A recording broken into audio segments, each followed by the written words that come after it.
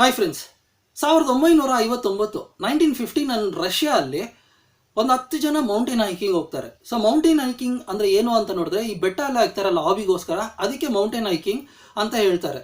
So ಇದು ಬಂದು 10 ಜನ ಮೌಂಟೇನ್ ಹೈಕಿಂಗ್ ಹೋಗ್ತಾರೆ. ಉರಾಲ್ ಮೌಂಟೇನ್ ಅನ್ನೋ ಜಾಗಕ್ಕೆ ಹೈಕಿಂಗ್ ಹೋಗ್ತಾರೆ.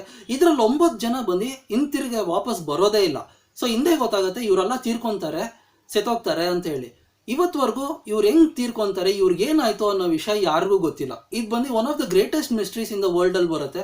ಸೊ ಆಬ್ವಿಯಸ್ಲಿ ನೀವು ಕೇಳ್ಬೋದು, ಇದು ಹೆಂಗೆ ಗ್ರೇಟೆಸ್ಟ್ ಮಿಸ್ಟ್ರಿ, ಈ ಥರ ಎಷ್ಟೊಂದು ವಿಷಯ ಕೇಳಿದ್ದೀವಿ ಅಂತ ಹೇಳಿ. ನೀವು ಎಷ್ಟಾಗಿ ವಿಷಯ ಕೇಳಿದ್ರೇನೋ ನೀವು ಯೋಚನೆ ಮಾಡಿ ನೋಡಿ, ಅದೆಲ್ಲ ಬಂದು ಸಾಲ್ವ್ ಆಗಿರುತ್ತೆ. Even if in case solve ಆಗಿಲ್ಲ ಅಂದ್ರೇನು ಅವ್ರಿಗೆ ಸಿಕ್ಕಿರೋ ಅಂತ ಎವಿಡೆನ್ಸ್ ಎಲ್ಲ ಇಟ್ಟು ಒಂದು ಕನ್ಕ್ಲೂಷನ್ ಅಂತ ಬಂದಿರ್ತಾರೆ. ಬಟ್ ಈ ಇನ್ಸಿಡೆಂಟ್ಗೆ ಬಂದು ಡೇಟ್ ಲವ್ ಪಾಸ್ ಇನ್ಸಿಡೆಂಟ್ ಅಂತ ಹೇಳ್ತಾರೆ. ಇಫ್ ಇನ್ ಕೇಸ್ ನೀವು ಗೂಗಲ್ ಸರ್ಚ್ ಮಾಡಿದ್ರೇನು ನಿಮ್ಗೆ ಗೊತ್ತಾಗುತ್ತೆ.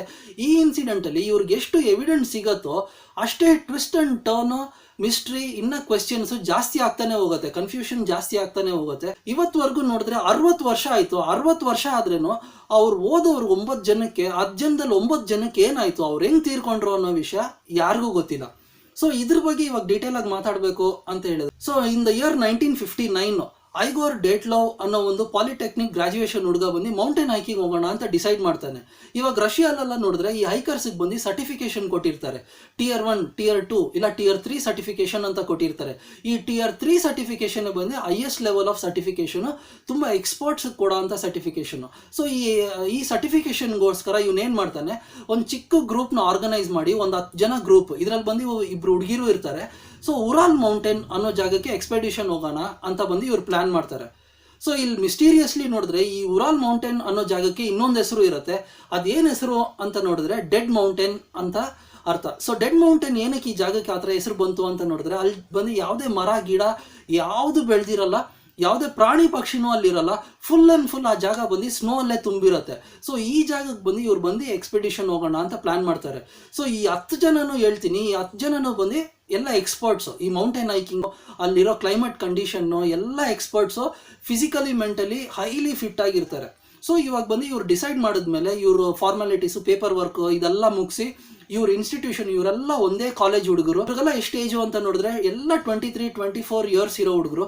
ಇವ್ರು ಬಂದು ಇವ್ರ ಕಾಲೇಜಿಗೆ ಇನ್ಫಾರ್ಮ್ ಮಾಡಿ, ಇವ್ರ ಪೇರೆಂಟ್ಸ್ಗೆಲ್ಲ ಇನ್ಫಾರ್ಮ್ ಮಾಡಿ 1st February 1959 ಇವ್ರು ಬಂದು ಎಕ್ಸ್ಪೆಡಿಷನ್, ಈ ಮೌಂಟೇನ್ ಹೈಕಿಂಗ್ ಉರಾಲ್ ಮೌಂಟೇನ್ಗೆ ಹೋಗೋಕೆ ಸಿದ್ಧರಾಗ್ತಾರೆ, ರೆಡಿ ಆಗ್ತಾರೆ. ಸೊ ಇವ್ರು ಹೋಗಕ್ ಮುಂಚೆ ಬಂದು ಇವ್ರ ಪೇರೆಂಟ್ಸ್ ಹತ್ರ ಎಲ್ಲ ಹೇಳಿರ್ತಾರೆ, ನಾವು ಹೋಗ್ಬಿಟ್ಟು ಬರಕ್ ಬಂದು 2 weeks ಆಗುತ್ತೆ, ನಾವು ಬಂದ್ಮೇಲೆ ನಾವು ಟೆಲಿಗ್ರಾಮ್ ಅಲ್ಲಿ ಇನ್ಫಾರ್ಮ್ ಮಾಡ್ತೀವಿ, ನಾವು ಟೆಲಿಗ್ರಾಮ್ ಹಾಕ್ತೀವಿ ಅಂತ ಹೇಳಿರ್ತಾರೆ. ಸೊ ಆ ಕಾಲದಲ್ಲೆಲ್ಲ ಯೋಚನೆ ಮಾಡಿ ನೋಡಿ, ಇವಾಗ ತರ ಮೊಬೈಲು, ಇಮೇಲು, ಇಂಟರ್ನೆಟ್ ಯಾವುದೂ ಇಲ್ಲ. ಸೊ ಅದರಿಂದಾಗಿ ಬಂದ್ಮೇಲೆ ಟೆಲಿಗ್ರಾಮ್ ಹಾಕ್ತೀವಿ ಅಂತ ಹೇಳೋಗಿರ್ತಾರೆ. ಸೊ ಅಪ್ಪ ಅಮ್ಮಗೂ ಗೊತ್ತಿರತ್ತೆ, ಈವನ್ ಇಫ್ ಇನ್ ಕೇಸ್ ಸ್ವಲ್ಪ ಹೆಚ್ಚು ಕಡಿಮೆ ಆದ್ರೂ ವೆಯ್ಟ್ ಮಾಡಿ ಅಂತ ಹೇಳ್ಬಿಟ್ಟು ಹೈಕಿಂಗ್ ಹೋಗ್ತಾರೆ. ಸೊ ನಾನು ಹೇಳ್ದಂಗೆ 10 ಜನ ಹೋಗ್ತಾರೆ, ಅದರಲ್ಲಿ ಒಬ್ಬ ಮಾತ್ರ ಹೆಂಗ್ ಬಚಾವ್ ಆಗ್ತಾನೆ ಅಂತ ನಾನು ಹೇಳಲಿಲ್ಲ. ಸೊ ಒಬ್ಬ ಮಾತ್ರ ಲಾಸ್ಟ್ ಮಿನಿಟಲ್ಲಿ ಯಾವುದೋ ಹೆಲ್ತ್ ರೀಸನ್ ಹೇಳಿ ಹೈಕಿಂಗ್ ಇಂದ ವಿಡ್ರಾ ಮಾಡ್ಕೊತಾನೆ. ಸೊ ಈಗ ಏನು ಹೇಳ್ತಾರೆ ಅಂತ ನೋಡಿದ್ರೆ, ಆ ಸರ್ಟಿಫಿಕೇಶನ್ಗೋಸ್ಕರ ಅವನ ಹೆಸರು ಹೇಳಿ ವಿಡ್ರಾ ಮಾಡ್ಕೊಂಡ ಅವನ ಹೆಸರು ಅಂತ ಹೇಳ್ತಾರೆ. ಸೊ ನಿಜ ಏನು ಅಂತ ಗೊತ್ತಿಲ್ಲ. ಸೊ ಇವಾಗ ನೋಡಿದ್ರೆ ಆ 9 ಜನ ಹೈಕಿಂಗ್ ಹೋಗ್ತಾರೆ. ಈ 9 ಜನ ಹೈಕರ್ಸ್ಗೆ ಬಂದು ನಾವು ಹೋಗೋರು ಹಿಂತಿರುಗಿ ವಾಪಸ್ ಬರೋದೇ ಇಲ್ಲ ಮನೆಗೆ ಅನ್ನೋ ವಿಷಯ ಇವ್ರಿಗೆ ಗೊತ್ತೇ ಇರಲ್ಲ. ಹೋಗೋರು ವಾಪಸ್ ಬರೋದೇ ಇಲ್ಲ. ಅವ್ರ ಸೈಡಲ್ಲಿ ಏನಾಯ್ತು ಅಂತ ಇವಾಗವರೆಗೂ ಗೊತ್ತಿಲ್ಲ. ಅವರೆಲ್ಲ ಹೆಂಗ್ ಸತ್ರು ಅನ್ನೋ ವಿಷಯ ಯಾರಿಗೂ ಗೊತ್ತಿಲ್ಲ. ಆದ್ರೆ ಇವಾಗ ಅಪ್ಪ ಅಮ್ಮ ನೋಡಿದ್ರೆ ಇವ್ರು ಬಂದು ಇವ್ರ ಮಕ್ಳಿಗೋಸ್ಕರ ವೆಯ್ಟ್ ಮಾಡ್ತಾನೆ ಇದ್ದಾರೆ. 2 weeks ದಾಟಿದ್ರೂ ವೆಯ್ಟ್ ಮಾಡ್ತಾ ಇರ್ತಾರೆ. ಸೊ ಏನೋ ಹೆಚ್ಚು ಕಡಿಮೆ ಆಗಿರುತ್ತೆ, ಇವ್ರು ಬಂದು ವಾಪಸ್ ಬರ್ತಾರೆ ಅನ್ನೋ ನಂಬಿಕೆಯಲ್ಲಿ ನೋಡಿದ್ರೆ ಈ ಹೋಗಿರೋ ಹುಡುಗರು ಬಂದು ವಾಪಸ್ ಬರೋದೇ ಇಲ್ಲ.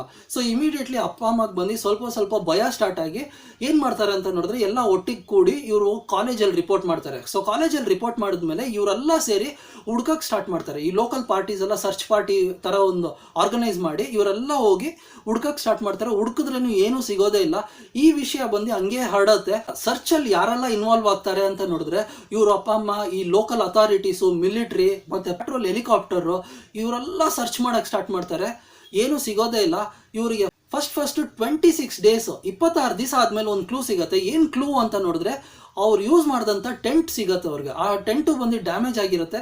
ಆ ಟೆಂಟ್ ಒಳಗಡೆ ಹೋಗಿ ನೋಡಿದ್ರೆ ಅವ್ರು ಯೂಸ್ ಮಾಡಿದಂಥ jacket, pant, shoes, campus, direction ಎಲ್ಲ ಮಾಡೋಕ್ಕೋಸ್ಕರ ಯೂಸ್ ಮಾಡಿದಂಥ ಕಾಂಪಸ್, ಮತ್ತು ಯಾವುದನ್ನ ಎಮರ್ಜೆನ್ಸಿ ಕಟ್ ಮಾಡೋಕ್ಕೆ ಯೂಸ್ ಮಾಡಿರೋ ನೈಫು, ಆಮೇಲೆ ಆಕ್ಸು, ವುಡ್ನ ಕಟ್ ಮಾಡೋ ಆಕ್ಸು, ಇದೆಲ್ಲ ಒಳಗಡೆ ಇರುತ್ತೆ. ಸೊ ಆಬ್ವಿಯಸ್ಲಿ ಬಂದು ಯಾರಿಗಿದ್ರೇನು ಕ್ವಶನ್ಸ್ ಬರುತ್ತೆ. ಇಂಥ ಕ್ಲೈಮೇಟಲ್ಲಿ ಈ ಥರ ಬೇಸಿಕ್ ಎಕ್ವಿಪ್ಮೆಂಟ್ಸ್ ಎಲ್ಲ ಬಿಟ್ಟು ಇವ್ರು ಏನಕ್ಕೆ ಆಚೆ ಹೋಗಿದ್ರು, ಎಲ್ಲಿ ಹೋಗಿದ್ದಾರೆ ಅನ್ನೋ ಕ್ವಶನ್ಸ್ ಬಂದು ಖಂಡಿತ ರೈಸ್ ಆಗುತ್ತೆ. ಬಟ್ ಆ ಟೆಂಟಲ್ಲಿ ಬಂದು ದೊಡ್ಡ ಮಿಸ್ಟೀರಿಯಸ್ ಥಿಂಗ್ ಏನು ಅಂತ ನೋಡಿದ್ರೆ, ಆ ಟೆಂಟ್ ಬಂದು ದೊಡ್ಡದಾಗಿ ಅರ್ಧೋಗಿರುತ್ತೆ. ಅಲ್ಲಿರೋ ಇನ್ವೆಸ್ಟಿಗೇಟರ್ಸ್ ಇನ್ವೆಸ್ಟಿಗೇಟ್ ಮಾಡಿ ನೋಡಿದಾಗ ಆ ಟೆಂಟ್ ಬಂದು ಒಳಗಡೆಯಿಂದ ಅರ್ಧಾಕಿರ್ತಾರೆ ಅಂತ ಗೊತ್ತಾಗುತ್ತೆ. ಸೊ ಒಳಗಡೆಯಿಂದ ಏನಕ್ಕೆ ಅರ್ಧಾಕಿದ್ರು, ಸೊ ಒಳಗಡೆಯಿಂದ ಅರ್ಧಾಕೋ ಥರ ಏನು ಆ ಥರ ಭಯಂಕರವಾಗಿ ಏನನ್ನ ನೋಡಿದ್ರ, ಇಲ್ಲ ಏನು ಆ ಥರ ಒಂದು ಎಮರ್ಜೆನ್ಸಿ ಒಳಗಡೆಯಿಂದ ಅರ್ಧಾಕಿ ಇವರೆಲ್ಲ ಈ ಅರ್ಧೋಗಿರೋ ರೂಟಿಂದ ಆಚೆ ಹೋಗಿದ್ದಾರೆ ಅಂತ ಗೊತ್ತಾಗುತ್ತೆ. ಸೊ ಇವ್ರು ಹೋಗಿರೋ ರೂಟ್ನ ಬಂದು ಇವರು ಸ್ನೋ ಎಲ್ಲ ಇದು ಮಾಡಿ ಕ್ಲಿಯರ್ ಮಾಡಿ ನೋಡಿದ್ರೆ ಅಲ್ಲಿ 9 ಜನ ಫುಟ್ ಪ್ರಿಂಟ್ ಸಿಗತ್ತೆ. 9 ಜನ ಫುಟ್ ಪ್ರಿಂಟ್ ಬಂದು ನಡ್ಕೊಂಡು ಹೋಗಿರೋ ಫುಟ್ ಪ್ರಿಂಟ್ ಸಿಗತ್ತೆ. ಇಲ್ಲಿ ನೀವು ಬಂದು ಕ್ಲೀನಾಗಿ ಕೇಳಿಸ್ಕೊಬೇಕು, ನಾನು ಬಂದು ನಡ್ಕೊಂಡು ಹೋಗಿರೋ ಫುಟ್ ಪ್ರಿಂಟ್ ಅಂತ ಹೇಳಿದೆ. ಇಫ್ ಇನ್ ಕೇಸ್ ಅವ್ರು ಗಾಬರಿಯಾಗಿ ಓಡೋಗಿರೋ ಫುಟ್ ಪ್ರಿಂಟ್ಸ್ ಇರಬೇಕಾಗಿತ್ತು. ಆದರೆ ಬಂದು ಅವ್ರು ನಡ್ಕೊಂಡು ಹೋಗಿರೋ ಫುಟ್ ಪ್ರಿಂಟ್ಸ್ ಇರುತ್ತೆ. ಅಲ್ಲಿಂದ ಅರ್ಧಿ ಏನಕ್ಕೆ ಆಚೆ ಹೋದ್ಮೇಲೆ ಏನಕ್ಕೆ ನಡ್ಕೊಂಡು ಹೋದ್ರು ಅನ್ನೋ ವಿಷಯ ಬಂದು ಯಾರು ಗೊತ್ತಾಗಿಲ್ಲ. ಸರ್ಚ್ನ ಕಂಟಿನ್ಯೂ ಮಾಡ್ತಾನೆ ಇರ್ತಾರೆ, ಏನ ಕ್ಲೂ ಸಿಗತ್ತಾ, ಯಾರನ್ನ ಸಿಗ್ತಾರಾ ಅಂತ ಹೇಳಿ. 1 ಕಿಲೋಮೀಟರ್ ರೇಡಿಯಸ್ ನೋಡ್ತಾರೆ. 1.5 ಕಿಲೋಮೀಟರ್ ರೇಡಿಯಸ್ ಅಲ್ಲಿ ಸ್ನೋ ಅಲ್ಲಿ ಬೆಳೆಯುವಂಥ ಪೈನ್ ಟ್ರೀಸ್ ಅಂತ ಇರುತ್ತೆ. ಆ ಪೈನ್ ಟ್ರೀಸ್ ಹತ್ರ ಬಂದು 2 ಬಾಡಿ ಸಿಗತ್ತೆ. ಫಸ್ಟ್ ಆ 2 ಬಾಡಿ ನೋಡಿದ್ರೆ ಯಾವುದೇ ಬಟ್ಟೆ ಹಾಕಿರಲ್ಲ. ಇವ್ರು ಏನಕ್ಕೆ ಬಟ್ಟೆ ಹಾಕಿಲ್ಲ ಅನ್ನೋ ಕ್ವಶನ್. ಎಕ್ಸ್ಪೆಡಿಷನ್ ಹೋಗುವಾಗ ಅಲ್ಲಿ ಟೆಂಪ್ರೇಚರ್ ನೋಡಿದ್ರೆ -16 degree, below freezing point. So ಈ ಥರ ಟೆಂಪ್ರೇಚರಲ್ಲಿ ಏನಕ್ಕೆ ಬಟ್ಟೆ ಇಲ್ಲದೆ ಆ ಟೆಂಟಿಂದ ಆಚೆ ಈ ಥರ ಬಂದಿದ್ದಾರೆ ಅನ್ನೋ ಒಂದು ಕ್ವಶನ್ ಬರುತ್ತೆ. ಸೊ ಇನ್ವೆಸ್ಟಿಗೇಟರ್ ಆ ಸುತ್ತಲೂ ಇನ್ವೆಸ್ಟಿಗೇಟ್ ಮಾಡಿ ನೋಡಿದಾಗ ಆ ಪೈನ್ ಟ್ರೀ ಮೇಲೆ ಇವ್ರು ಬಂದು ಕೈ ಪರ್ಚ್ಕೊಂಡಿರ್ತಾರೆ. ಬ್ಲಡ್ ಸ್ಟೈನ್ಸ್ ಎಲ್ಲ ಆ ಪೈನ್ ಟ್ರೀ ಮೇಲೆ ಇರುತ್ತೆ. ಸೊ ಏನೋ ನೋಡಿ ಗಾಬರಿಯಾಗಿ ಇವ್ರು ಅರ್ಜೆಂಟಾಗಿ ಈ ಪೈನ್ ಟ್ರೀಗೆ ಎಕ್ಕಕ್ಕೆ ನೋಡಿ ಇವ್ರು ಪರ್ಚ್ಕೊಂಡಿದ್ದಾರೆ ಅಂತ ಇವ್ರಿಗೆ ಗೊತ್ತಾಗುತ್ತೆ. ಅದು ಮಾತ್ರ ಅಲ್ಲ, ಇವ್ರು ಏನಕ್ಕೆ ಈ ಥರ ಅರ್ಜೆಂಟಾಗಿ ಈ ಪೈನ್ ಟ್ರೀ ಮೇಲೆ ಎಕ್ಕಿದ್ರು ಒಂದು ಕ್ವೆಶ್ಚನ್ ರೈಸ್ ಆಗುತ್ತೆ. ಸೊ ಅದಾದ್ಮೇಲೆ ಇನ್ನೂ ಸ್ವಲ್ಪ ದೂರದಲ್ಲಿ ನೋಡಿದ್ರೆ ಇನ್ನೂ ಒಂದು 3 ಬಾಡಿ ಸಿಗತ್ತೆ. ಈ 3 ಬಾಡಿಯಲ್ಲಿ ನೋಡಿದ್ರೆ ಒಂದು ಬಾಡಿ ಮಂದಿ ಡೈಟ್ಲವ್, ಆ ಗ್ರೂಪ್ ಲೀಡರ್ ಇರ್ತಾನಲ್ಲ, ಆರ್ಗನೈಸರು, ಅವನ ಬಾಡಿನೂ ಇರುತ್ತೆ. ಸೊ ಇವ್ರಿಗೆ ಬಂದು ಟೋಟಲಿ ಇವಾಗ ಕನ್ಫ್ಯೂಸ್ಡ್ ಆಗಿರ್ತಾರೆ. ಇವ್ರಿಗೆ ಯಾವುದೇ ಥರ ಕ್ಲೂ ಸಿಗಲ್ಲ. ಈ 5 ಬಾಡಿ ಸಿಕ್ಕಿದ್ರೇನೋ ಇವ್ರಿಗೆ ಏನಾಯ್ತು ಅನ್ನೋ ವಿಷಯ ಗೊತ್ತಿಲ್ಲ. ಇನ್ನೂ 4 ಜನ ಬಾಡಿ ಸಿಗಲ್ಲ. ಸೊ ಇವ್ರ ಸರ್ಚ್ ಆಪರೇಷನ್ನ ಬಂದು ಕಂಟಿನ್ಯೂ ಆಗ್ತಾನೆ ಇರುತ್ತೆ. 5 ಮಂತ್ಸ್ ಆದಮೇಲೆ ಮಿಕ್ಕಿದ 4 ಬಾಡಿ ಸಿಗತ್ತೆ. ಈ ಮಿಕ್ಕಿದ 4 ಬಾಡಿ ಸಿಕ್ಕಿದ್ಮೇಲೆ ಈ ಕೇಸಲ್ಲಿ ಏನ ಕ್ಲಾರಿಟಿ ಸಿಗತ್ತಾ ಅಂತ ನೋಡಿದ್ರೆ ಈ ಕೇಸ್ ಬಂದು ಇನ್ನೂ ಮಿಸ್ಟೀರಿಯಸ್ ಆಗುತ್ತೆ. ಸೊ ಹೆಂಗೆ ಅಂತ ಹೇಳಿದ್ರೆ, ಇವ್ರು ಬಂದು ಈ ಉರಾಲ್ ಮೌಂಟೇನ್ ಇಲ್ಲಾಂದ್ರೆ ಈ ಬಂದು ರೆಡ್ ಮೌಂಟೇನ್ಗೆ ಬಂದು ಇವ್ರ ಎಕ್ಸ್ಪೆಡಿಷನ್ ಸೌತಲ್ಲಿ ಹೋಗಿದ್ರೆ ಇವ್ರು ಟೋಟಲಿ ಈ 4 ಬಾಡಿ ಸಿಗೋದು ಈ ಮೌಂಟೇನ್ ಅಲ್ಲಿರೋ ಟೋಟಲಿ ಆಪೋಸಿಟ್ ಸೈಡಲ್ಲಿ, ನಾರ್ತ್ ಸೈಡಲ್ಲಿ ಸಿಗತ್ತೆ. ಸೊ ಇವ್ರು 4 ಜನ ಡೈರೆಕ್ಷನ್ ಅಲ್ಲಿ ಹೆಂಗ್ ಹೋದ್ರು ಅಂತ ಇವ್ರು ಯಾರಿಗೂ ಅರ್ಥ ಆಗಲ್ಲ. 4 ಜನ ಬಾಡಿ ಮೇಲೆ ನೋಡಿದ್ರೆ ಇನ್ಕನ್ಸಿಸ್ಟೆಂಟ್ ಇಂಜುರೀಸ್ ಇರುತ್ತೆ. ಇನ್ಕನ್ಸಿಸ್ಟೆಂಟ್ ಇಂಜುರೀಸ್ ಏನು ಅಂತ ಹೇಳಿದ್ರೆ, ಒಬ್ರ ಮೇಲೆ ಇರೋ ಥರ ಇಂಜುರಿ ಇನ್ನೊಬ್ರ ಮೇಲೆ ಇರಲ್ಲ. ಸಡನ್ ಆಗಿ ನೋಡಿದ್ರೆ ಇಂಜುರೀಸು ಗೊತ್ತಾಗಲ್ಲ, ಆ ಥರ ಇರುತ್ತೆ. ಸೊ ಏನಿದು ಇಂಜರೀಸ್ ಅಂತ ಹೇಳ್ತೀನಿ ಕೇಳಿ. ಈ ಇಂಜರೀಸ್ ಕೇಳಿದ್ರೆ ನಿಮಗೆ ಮಿಸ್ಟೀರಿಯಸ್ ಅನ್ಸುತ್ತೆ. ಒಬ್ಬನ ಕೈ ನೋಡಿದ್ರೆ ಕತ್ತರಿಸಿರತ್ತೆ, 2 ಕೈ ಸಿವರ್ ಮಾಡಿರ್ತಾರೆ. ಇನ್ನೊಬ್ರು ನೋಡಿದ್ರೆ ಜೋರಾಗಿ ಯಾವುದಕ್ಕೂ ಎದುರ್ಕೊಂಡು ಜೋರಾಗಿ ಕಿರ್ಚ್ಕೊಂಡೇ ಸತ್ತೋದ್ರೆ, ಅಂತ ಹೇಳಿ ಕಿರ್ಚ್ಕೊಂಡೇ ಸತ್ತೋದ್ರೆ ಹೆಂಗ್ ಸತ್ತೋಗಿರ್ತಾರೆ ಆ ಥರ ಬಾಯಿ ತೆಕ್ಕೊಂಡೇ ಸತ್ತೋಗಿರ್ತಾರೆ. ಜೋರಾಗಿ ಕಿರ್ಚ್ಕೊಂಡೇ ಸತ್ತೋಗಿರೋ ಥರ ಬಾಯಿ ತೆಕ್ಕೊಂಡೇ ಸತ್ತಿರ್ತಾರೆ. ಅವ್ರಿಗೆ ನೋಡಿದ್ರೆ ನಾಲ್ಗೆ ಮಾತ್ರ ಇರಲ್ಲ. 3ನೇವ್ರಿಗೆ ನೋಡಿದ್ರೆ ಈ ಹಾರರ್ ಫಿಲಮಲ್ಲೆಲ್ಲ ನೋಡೋ ಥರ ಇಲ್ಲಿ ಕಣ್ಣು ಮಾತ್ರ ರೌಂಡಾಗಿ ಕಣ್ಣು ಮಾತ್ರ ಕಾಣೆ ಆಗಿರುತ್ತೆ. 4ನೇ ವ್ಯಕ್ತಿಗೆ ನೋಡಿದ್ರೆ ಈ ಚೆಸ್ಟ್ ಬೋನ್ ಬಂದು ಕ್ರ್ಯಾಶ್ ಆಗಿ ಫ್ರ್ಯಾಕ್ಚರ್ ಆಗಿರುತ್ತೆ. ಸೊ ಫ್ರ್ಯಾಕ್ಚರ್ ಹೆಂಗಾಯ್ತು ಅಂತ ಇನ್ವೆಸ್ಟಿಗೇಟ್ ಮಾಡಿ ನೋಡಿದ್ರೆ ಇದು ಯಾವುದೋ ಹ್ಯೂಮನ್ಸ್ ಹೊಡೆದು ಫ್ರ್ಯಾಕ್ಚರ್ ಆಗಿಲ್ಲ. ಹ್ಯೂಮನ್ಸಿಗೆ ಬಂದು ಒಂದು ಕೆಪಾಸಿಟಿ, ಮ್ಯಾಕ್ಸಿಮಮ್ ಕೆಪಾಸಿಟಿ ಅಂತ ಇದೆ. ಹ್ಯೂಮನ್ಸಿಗೆ ಮ್ಯಾಕ್ಸಿಮಮ್ ಕೆಪಾಸಿಟಿಯಲ್ಲಿ ಹೊಡೆದ್ರೇನು ಆ ಥರ ಫ್ರ್ಯಾಕ್ಚರ್ ಆಗೋದಕ್ಕೆ ಸಾಧ್ಯನೇ ಇಲ್ಲ. ಯಾವುದೋ ಒಂದು ಕಾರ್ ಕ್ರಾಶ್ ಮಾಡಿದ್ರೇನೆ ಆ ಥರ ಒಂದು ಫ್ರ್ಯಾಕ್ಚರ್ ಆಗುತ್ತೆ. ಆ ಜಾಗದಲ್ಲಿ ಬಂದು ಯಾವುದೇ ಗಾಡಿನೋ ಕಾರೋ ಬರೋದಕ್ಕೆ ಸಾಧ್ಯನೇ ಇಲ್ಲ. ಸೊ ಅಲ್ಲಿ ಬಂದು ಏನು ಆ ಥರ ಒಂದು ಫೋರ್ಸು ಏನದು ಅನ್ನೋನ್ ಫೋರ್ಸ್ ಆ ಥರ ಹೊಡೆದು ಅಲ್ಲಿ ಬಂದು ಬೋನ್ ಕ್ರಾಶ್ ಆಗಿದೆ, ಇಲ್ಲಾಂದರೆ ಫ್ರ್ಯಾಕ್ಚರ್ ಆಗಿದೆ ಅನ್ನೋ ಒಂದು ದೊಡ್ಡ ಕ್ವೆಶ್ಚನ್ ಬರುತ್ತೆ.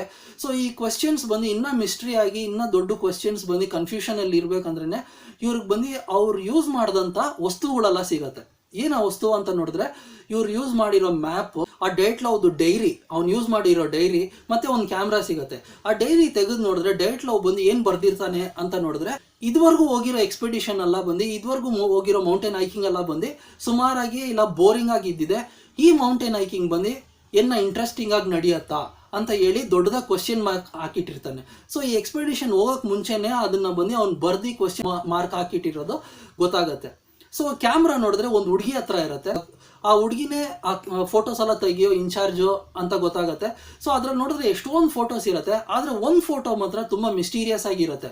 ಅವ್ರು ಬಂದು ಲಾಸ್ಟಾಗಿ ಸಾಯಕ್ಕೆ ಮುಂಚೆ ತೆಗ್ದಿರೋ ಒಂದು ಫೋಟೋ ಸಿಗತ್ತೆ. ಆ ಫೋಟೋ ನೋಡಿದ್ರೆ ಏನೋ ಒಂದು ಲೈಟ್ ಬ್ಲರ್ ಆಗಿರತ್ತೆ, ಆ ಫೋಟೋ ಏನೋ ಒಂದು ಲೈಟು ಏನೋ ಒಂದು ಆಬ್ಜೆಕ್ಟ್ ಅದ್ರಲ್ಲಿ ಕಾಣಿಸುತ್ತೆ.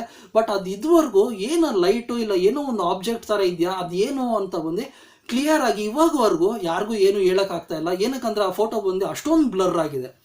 ಸೊ ಇಷ್ಟೆಲ್ಲ ನಡೀತಾ ಇರಬೇಕಂದ್ರೆ ಈ ವಿಷಯ ಬಂದು ಎಲ್ಲರಿಗೂ ಗೊತ್ತಾಗುತ್ತೆ, ಆಲ್ ಓವರ್ ದ ವರ್ಲ್ಡ್ ಗೊತ್ತಾಗಿ ಎಲ್ಲ ಕ್ವೆಶ್ಚನ್ ರೈಸ್ ಮಾಡ್ತಾರೆ, ಆ 9 ಜನ ಹೈಕರ್ಸ್ಗೆ ಏನಾಯಿತು ಅಂತ ಹೇಳಿ. ಸೊ ಇವಾಗ ಬಂದು ರಷ್ಯನ್ ಗೌರ್ಮೆಂಟ್ ಬಂದು ಇಮಿಡಿಯೇಟ್ ಆಗಿ ಇನ್ವೆಸ್ಟಿಗೇಟ್ ಮಾಡಿ ಅವ್ರ ಬಾಡೀಸ್ ಎಲ್ಲ ಬಂದು ಪೇರೆಂಟ್ಸ್ಗೆ ಹ್ಯಾಂಡ್ ಓವರ್ ಮಾಡಿ, ಸೊ ಇವ್ರಿಗೆ ಸಿಗೋ ಎವಿಡೆನ್ಸ್ ಎಲ್ಲ ಬೇಗ ಮಾಡಿ ಈ ಕೇಸ್ನ ಬಂದು ಅರ್ಜೆಂಟಾಗಿ ಮುಚ್ಚಿಬಿಡ್ತಾರೆ. ಸೊ ಡೆಫಿನೆಟ್ಲಿ ಬಂದು ಅಲ್ಲಿರೋ ಮೀಡಿಯಾ ಬಂದು ಸುಮ್ಮನೆ ಇರಲ್ಲ. ಡೆಫಿನೆಟ್ಲಿ ಅಲ್ಲಿರೋ ರಷ್ಯನ್ ಗೌರ್ಮೆಂಟಿಗೆ ಬಂದು ಕ್ವೆಶ್ಚನ್ ಕೇಳ್ತಾರೆ. ಹೋಗಿರೋ ಹೈಕರ್ಸ್ಗೆ ಏನಾಯಿತು ಅಂತ ಕ್ವೆಶ್ಚನ್ ಕೇಳಿದಾಗ ರಷ್ಯನ್ ಅಥಾರಿಟೀಸ್ ಇಲ್ಲ ಗೌರ್ಮೆಂಟ್ ಏನು ಹೇಳ್ತಾರೆ ಅಂತ ನೋಡಿದ್ರೆ, ಈ ಹೈಕರ್ಸ್ ಬಂದು ಎಲ್ಲರೂ ಹೈಪೋಥರ್ಮಿಯಾದಿಂದ ಸತ್ತಿದ್ದಾರೆ. ಹೈಪೋಥರ್ಮಿಯಾ ಅಂತ ಹೇಳಿದ್ರೆ ಬಾಡಿ ಬಂದು ಬಿಲೋ ಫ್ರೀಸಿಂಗ್ ಪಾಯಿಂಟು ತುಂಬ ಕೋಲ್ಡ್ಗೆ ಎಕ್ಸ್ಪೋಸ್ ಆದರೆ ಅದರಿಂದ ಸಾಯೋದಕ್ಕೆ ಹೈಪೋಥರ್ಮಿಯಾ ಅಂತ ಹೇಳ್ತಾರೆ.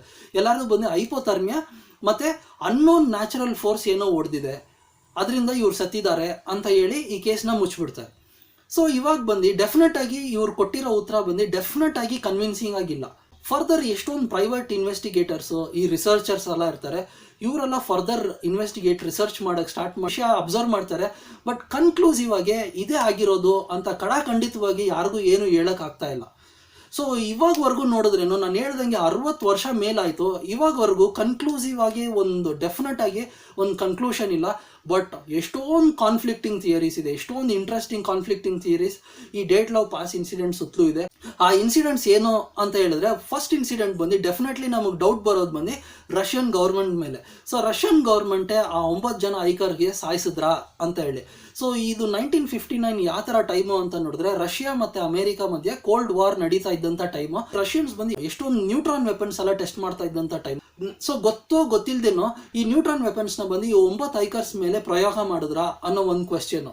ಸೊ ನೆಕ್ಸ್ಟ್ ಕ್ವೆಶ್ಚನ್ ಏನು ಅಂತ ಹೇಳಿದ್ರೆ, ಈ ಅಮೆರಿಕನ್ ಸೀಕ್ರೆಟ್ ಏಜೆಂಟ್ಸ್ನ ಬಂದು ಈ 9 ಹೈಕರ್ಸ್ ನೋಡಿ ಈ ಸೀಕ್ರೆಟ್ ಏಜೆಂಟ್ಸ್ ಬಂದು ಅವ್ರಿಗೆ ಸಾಯಿಸ್ಬಿಟ್ರಾ ಅಂತ ಹೇಳಿ ಇನ್ನೊಂದು ಕ್ವೆಶ್ಚನು. ಸೊ ಮೂರನೇ ವಿಷಯ ಏನು ಅಂತ ನೋಡಿದ್ರೆ, ಉರಾಲ್ ಮೌಂಟೇನ್ ಇಲ್ಲ ಡೆಡ್ ಮೌಂಟೇನ್ ಹತ್ರ ಬಂದು ಒಂದು ಟ್ರೈಬಲ್ ಪೀಪಲ್ ಇದ್ದಾರೆ, ಅವ್ರಿಗೆ ಬಂದು ಮಾನ್ಸಿ ಟ್ರೈಬ್ ಅಂತ ಕರೀತಾರೆ. ಈ ಮಾನ್ಸಿ ಟ್ರೈಬ್ ಬಂದು ಅವ್ರ ಕೈಯಲ್ಲಿ ಸಿಕ್ಕಾಕೊಂಡು ಇವರೆಲ್ಲ ಸೆತೋದ್ರಾ ಅಂತ ಹೇಳಿ ಇನ್ವೆಸ್ಟಿಗೇಟ್ ಮಾಡ್ತಾರೆ. ಬಟ್ ಇನ್ವೆಸ್ಟಿಗೇಟ್ ಮಾಡಿ ನೋಡಿದ್ರೆ ಮಾನ್ಸಿ ಟ್ರೈಬ್ ಬಂದು ವೈಲೆಂಟ್ ಪೀಪಲ್ ಅಲ್ಲ, ಅವ್ರು ಬಂದು ಪೀಸ್ ಲವಿಂಗ್ ಪೀಪಲ್, ಅವ್ರು ಬಂದು ಅಷ್ಟೊಂದು ವೈಲೆಂಟ್ ಎಲ್ಲ ಇಷ್ಟಪಡಲ್ಲ. ಸೊ ಬಂದು ಮಾನ್ಸಿ ಟ್ರೈಬ್ ಬಂದು ಸಾಯಿಸಿರಲ್ಲ ಅಂತ ಬಂದು ಒಂದು ಕನ್ಕ್ಲೂಷನ್ ಆಗುತ್ತೆ. ಸೊ ನೆಕ್ಸ್ಟ್ ವಿಷಯ ಏನು ಅಂತ ನೋಡಿದ್ರೆ, ಇವ್ರು ಹೋಗಿರೋ ಮೌಂಟೇನ್ ಉರಾಲ್ ಮೌಂಟೇನ್ ಹತ್ರ ಇನ್ನೊಂದು ಜಾಗ ಇರುತ್ತೆ, ಗುಲಾಗ್ ಅನ್ನೋ ಜಾಗ ಇರುತ್ತೆ. ಆ ಗುಲಾಗ್ ಜಾಗದಲ್ಲಿ ಒಂದು ಪ್ರಿಸನ್, ಇವ್ರು ಹೋಗಿರೋ ಹೈಕಿಂಗ್ ಹೋಗಿರೋ ಟೈಮಲ್ಲಿ ಆ ಪ್ರಿಸನ್ ಇಂದ ಸ್ವಲ್ಪ ಪ್ರಿಸನರ್ಸ್ ಕೈದಿಗಳು ಎಸ್ಕೇಪ್ ಆಗಿರ್ತಾರೆ. ಸೊ ಆ ಕೈದಿಗಳು ಇವ್ರಿಗೆ ಸಾಯಿಸಿದ್ರ ನೋಡಿ ಅನ್ನೋ ಒಂದು ಡೌಟು. ಇಲ್ಲ ಕೈದಿ ಸಾಯಿಸಿಲ್ಲ ಅಂದರೆ ಆ ಗುಲಾಗ್ ಗಾರ್ಡ್ಸ್ ಗುಲಾಗ್ ಅಥಾರಿಟೀಸ್ ಇವ್ರಿಗೆ ಪ್ರಿಸನರ್ಸ್ ಅನ್ಕೊಂಡು ಬೈ ಮಿಸ್ಟೇಕ್ ಸಾಯಿಸ್ಬಿಟ್ರ ಅಂತ ಒಂದು ಕ್ವೆಶ್ಚನ್. ಇನ್ನೊಂದು ಡೌಟ್ ಏನು ಅಂತ ನೋಡಿದ್ರೆ, ಇನ್ನೊಂದು ಸಿನಾರಿಯೋ ಏನು ಅಂತ ನೋಡಿದ್ರೆ, ಇನ್ನೊಂದು ಗ್ರೂಪ್ ಇವ್ರ ಥರನೇ ಇನ್ನೊಂದು ಗ್ರೂಪ್ ಬಂದು ಬೇರೆ ಮೌಂಟೇನಲ್ಲಿ ಹೈಕಿಂಗ್ ಹೋಗಿರ್ತಾರೆ. ಸೊ ಇನ್ವೆಸ್ಟಿಗೇಟರ್ಸ್ ಎಲ್ಲ ಅವ್ರ ಹತ್ರ ಹೋಗಿ ನಿಮ್ಗೇನ ವಿಷಯ ಗೊತ್ತಾ, ನಿಮ್ಗೆ ಗೊತ್ತಿದ್ರೆ ಹೇಳಿ ಅಂತ ಬಂದು ಅವ್ರ ಹತ್ರ ಇನ್ವೆಸ್ಟಿಗೇಟ್ ಮಾಡಿದಾಗ ಅವ್ರು ಹೇಳ್ತಾರೆ, ಇದೇ ಟೈಮಲ್ಲಿ ನಾವು ಬಂದು ಹೈಕಿಂಗ್ ಹೋದಾಗ ನಮ್ಮ ಮೌಂಟೇನಿಂದ ನಾವು ನೈಟ್ ಟೈಮಲ್ಲಿ ನೋಡಿದ್ವಿ, ನಾವು ಇಲ್ಗಡೆ ಸ್ಕೈಯಲ್ಲಿ ಬಂದು ಎಷ್ಟೊಂದು ಆರೆಂಜ್ ಕಲರ್ ಬ್ರೈಟ್ ಲೈಟ್ಸ್ ನೋಡಿದ್ವಿ, ಅದೇನು ಅಂತ ನಮ್ಗೆ ಇವಾಗವರೆಗೂ ಗೊತ್ತಿಲ್ಲ, ಮಿಸ್ಟೀರಿಯಸ್ ಆಗಿ bright lights orange colour bright lights ನೋಡಿದ್ವಿ ಅಂತ ಹೇಳ್ತಾರೆ. ಸೊ ಆಬ್ವಿಯಸ್ಲಿ ನಮ್ಗೆ ಇವಾಗ ಏನು ಡೌಟ್ ಬರುತ್ತೆ ಅಂತ ನೋಡಿದ್ರೆ, UFO ಇಲ್ಲಾಂದರೆ ಈ ಏಲಿಯನ್ಸ್ ಕೈವಾಡ ಇದೆಯಾ, ಏಲಿಯನ್ಸ್ ಸಾಯಿಸಿದ್ರಾ ಅನ್ನೋ ಡೌಟ್ ಬರುತ್ತೆ. ಸೊ ಇನ್ವೆಸ್ಟಿಗೇಟ್ ಮಾಡಿದಾಗ ಎಷ್ಟೊಂದು ಜನ ಬಾಡಿ ಬಂದು ಹೈ ರೇಡಿಯೇಷನ್ ಎಕ್ಸ್ಪೋಸ್ ಆಗಿರುತ್ತೆ. ಸೊ ಈ ರೇಡಿಯೇಷನ್ ಏನು ಅಂತ ನೋಡಿದ್ರೆ, ಯಾವುದನ್ನ ಒಂದು ಆಬ್ಜೆಕ್ಟ್ ಬಂದು ಈ ಲೈಟ್ಗಿಂತ ಸ್ಪೀಡಾಗಿ ಟ್ರಾವೆಲ್ ಆದಾಗ ಅದರಿಂದ ಎಮಿಟ್ ಆಗೋ ಎನರ್ಜಿಗೆ ರೇಡಿಯೇಷನ್ ಅಂತ ಹೇಳ್ತೀವಿ. ಆ ರೇಡಿಯೇಷನ್ಗೆ ಬಂದು ನಮ್ಮ ಥರ ಹ್ಯೂಮನ್ ಬಾಡೀಸ್ ಬಂದು ಎಕ್ಸ್ಪೋಸ್ ಆಗಬಾರ್ದು, ಆದರೆ ಒಳ್ಳೇದಲ್ಲ. ಸೊ ಅವ್ರ ಬಾಡೀಸ್ ಎಲ್ಲ ಬಂದು ಯಾವುದೋ ಒಂದು ಹೈ ರೇಡಿಯೇಷನ್ಗೆ ಎಕ್ಸ್ಪೋಸ್ ಆಗಿರುತ್ತೆ. ಇದು ಬಂದು ಏಲಿಯನ್ಸ್ ಕೈವಾಡ ಇದೆಯಾ ಅಂತನೂ ಒಂದು ಡೌಟ್ ಬರುತ್ತೆ. ಆಮೇಲೆ ಈ ರಷ್ಯನ್ ಗೌರ್ಮೆಂಟು ಈ ಕೇಸ್ನ ಬಂದು ಇಮಿಡಿಯೇಟ್ ಆಗಿ ಅರ್ಜೆಂಟ್ ಈ ಕೇಸ್ನ ಬಂದು ಕ್ಲೋಸ್ ಮಾಡಿದ್ರು ಅನ್ನೋ ಒಂದು ಡೌಟ್ ಬರುತ್ತೆ. ಬಂದು ಈ ಕೇಸ್ನ ಕ್ಲೋಸ್ ಮಾಡಿ ನಾನು ಹೇಳ್ದಂಗೆ ಇವ್ರ ಬಾಡೀಸ್ನ ಬಂದು ಅವ್ರ ಪೇರೆಂಟ್ಸ್ ಹತ್ರ ಅವ್ರ ಅಪ್ಪ ಅಮ್ಮ ಹತ್ರ ಹ್ಯಾಂಡ್ ಓವರ್ ಮಾಡ್ತಾರೆ. ಇವಾಗ ಹ್ಯಾಂಡ್ ಓವರ್ ಮಾಡಿದ ತಕ್ಷಣ ಅವ್ರು ಏನು ಮಾಡ್ತಾರೆ, ಅಂತಿಮ ಸಂಸ್ಕ್ರಿಯೆ ಇಲ್ಲಾಂದ್ರೆ ಆ ಫ್ಯೂನರಲ್ ಮಾಡಬೇಕಲ್ಲ, ಫ್ಯೂನರಲ್ ಮಾಡುವಾಗ ಎಷ್ಟೊಂದು ಪೇರೆಂಟ್ಸು ಅವ್ರ ಮಕ್ಳ ಮೇಲೆ ಅನ್ಯಾಚುರಲ್ ಆರೆಂಜ್ ಗ್ಲೋನ ನೋಡ್ತಾರೆ. ಏನೋ ಅವ್ರ ಬಾಡಿ ಮೇಲೆ ಡಿಫ್ರೆಂಟ್ ಆಗಿ ಅವ್ರ ಬಾಡಿ ಎಲ್ಲ ಆರೆಂಜ್ ಕಲರ್ ಆಗಿ ಗ್ಲೋ ಆಗ್ತಾ ಇರುತ್ತೆ. ಅದ್ ಮಾತ್ರ ಅಲ್ಲ, ಅವ್ರ ತಲೆಯಲ್ಲಿ ಎಷ್ಟೊಂದು ಜಾಗದಲ್ಲಿ ಗ್ರೇ ಕಲರ್ ಆಗಿ ಅವ್ರ ಕೂದಲೆಲ್ಲ ಗ್ರೇ ಆಗಿರುತ್ತೆ. ಸೊ ಇವ್ರಿಗೆ ಏನಾಯ್ತು ನನ್ ಡೌಟ್ ಖಂಡಿತ ಅವ್ರಿಗೆ ಇದ್ದಿರತ್ತೆ, ಏನಕ್ಕೆ ಅವ್ರ ಬಾಡಿ ಈ ತರ ಆರೆಂಜ್ ಕಲರ್ ಆಗಿ ಗ್ಲೋ ಆಯ್ತು, ಅವ್ರಿಗೆ ಏನಕ್ಕೆ ಕೂದಲೆಲ್ಲ ಗ್ರೇ ಆಗಿ ಟರ್ನ್ ಆಯ್ತು ಅನ್ನೋ ವಿಷಯ ಇವಾಗವರೆಗೂ ಗೊತ್ತಿಲ್ಲ. 4 ವರ್ಷ ಮುಂಚೆ ರಷ್ಯನ್ ಗವರ್ಮೆಂಟ್ ಬಂದು ಈ ಕೇಸ್ ನ ಬಂದು ತಿರ್ಗಾ ರಿಓಪನ್ ಮಾಡ್ತಾರೆ, ಕನ್ಕ್ಲೂಡ್ ಮಾಡಕ್ಕಾಗದೆ ಈ ಕೇಸ್ ನ ಬಂದು ಕ್ಲೋಸ್ ಮಾಡ್ತಾರೆ. ಸೊ ಆ ಪ್ರಶ್ನೆ ಅವ್ರಿಗೇನಾಯ್ತು ಅನ್ನೋದು ಬಂದು ಇನ್ನೂ ಉಳ್ಕೊಂಡಿದೆ. ಅವ್ರಿಗೇನಾಗಿರ್ಬೋದು ಅನ್ಕೊಂಡಿರ್ತೀರಾ? ಇಷ್ಟೊಂದು ವಿಷಯ ನಾವು ಇವಾಗ ಡಿಸ್ಕಸ್ ಮಾಡಿದ್ದೀವಿ, ಅವ್ರಿಗೇನಾಯ್ತು ಅಂತ ನೀವು ಅನ್ಕೊಂಡಿದ್ದೀರಾ? ಇಲ್ಲಾಂದ್ರೆ ಏನಾಗಿರ್ಬೋದು ಅಂತ ನೀವು ಗೆಸ್ ಮಾಡ್ತೀರಾ?